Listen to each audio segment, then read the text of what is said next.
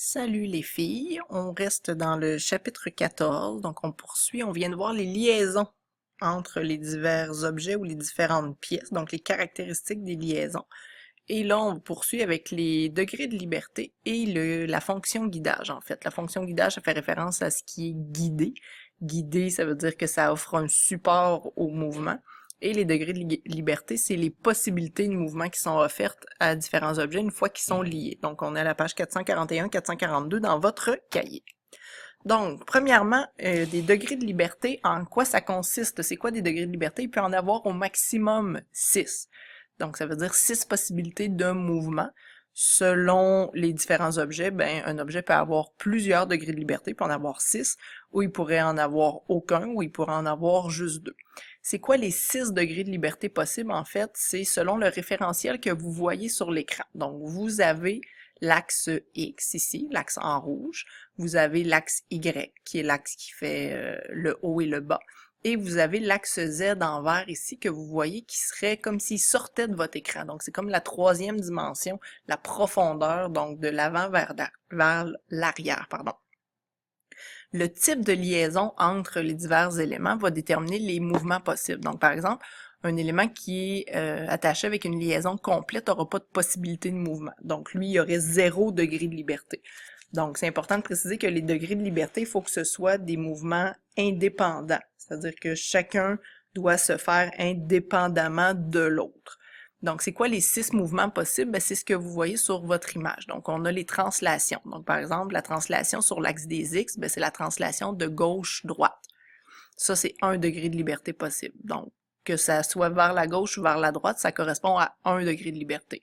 La translation sur l'axe des Y de haut en bas, c'est 1 degré de liberté aussi. Et la translation sur l'axe des Z, donc quelque chose qui s'en vient vers vous, qui s'éloigne de vous, face à vous, ben c'est aussi 1 degré de liberté. Donc, ça en fait 3 possibles pour la translation. Et il y a les mêmes axes, mais pour la rotation. Donc, une rotation autour de l'axe des X, une rotation autour de l'axe des Y ou une rotation autour de l'axe des Z. Par exemple, une pince ici que vous avez peut-être déjà vue ou pas, ça dépend de votre familiarité avec les outils. Donc, cette pince-là ici, on voit à la jonction que cette pince-là peut se déplacer dans l'ouverture ici. Donc, ça veut dire que le manche du haut peut se déplacer pour descendre, pour rapetisser un petit peu l'ouverture ici. Donc, cette pince-là peut faire une translation de haut en bas. Ça veut dire qu'il y a 1 degré de liberté en translation sur l'axe des Y. Par contre, ici, il y a un rivet, il y a quelque chose de circulaire qui permet aussi de faire une rotation, c'est-à-dire que les deux manches peuvent pivoter l'un avec l'autre parce qu'ils sont attachés au centre. Donc, il y a aussi une rotation à l'axe des Z. Ça fait que cette pince-là possède 2 degrés de liberté. Donc, selon les objets, c'est de se pratiquer, de manipuler, de penser à leur mouvement pour essayer de trouver les degrés de liberté. Donc, par exemple, une chaise d'ordinateur qui peut monter et descendre, ben là, on est en translation sur l'axe des Y. Elle peut pivoter aussi sur elle-même, on est en rotation aussi sur l'axe des Y.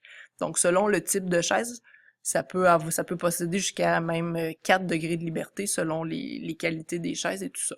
Donc, il faut se poser la question par rapport au mouvement possible et se questionner par rapport à quels axes sont interpellés par rapport à ça et on trouve les degrés de liberté.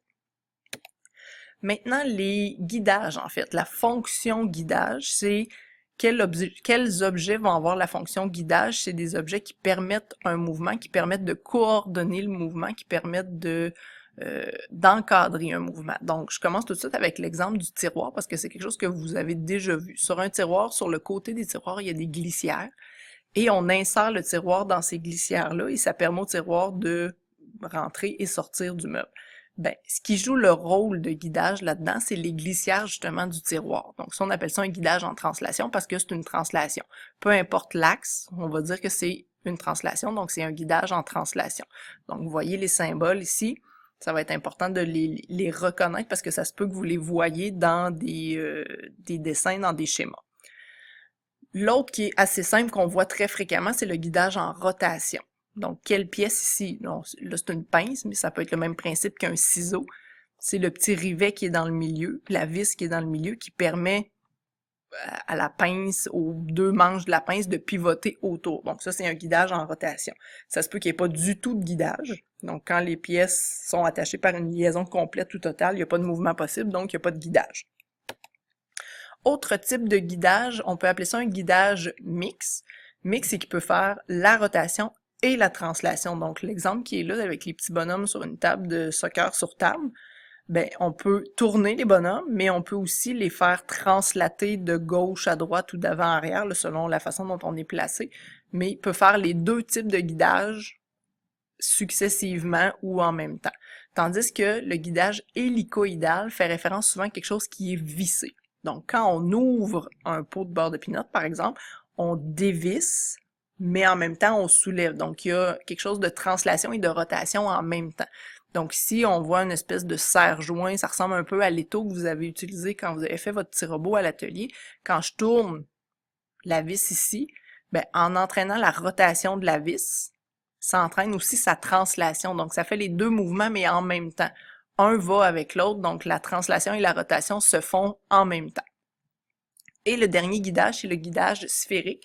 Donc c'est vraiment par rapport à une sphère, par rapport à une boule qui peut pivoter dans plein de sens différents. Donc ça, c'est un guidage qu'on appelle sphérique. Donc c'est comme un pivot, si vous voulez. Donc je vous laisse là-dessus. On se reparle bientôt pour les autres types de liaisons. Merci!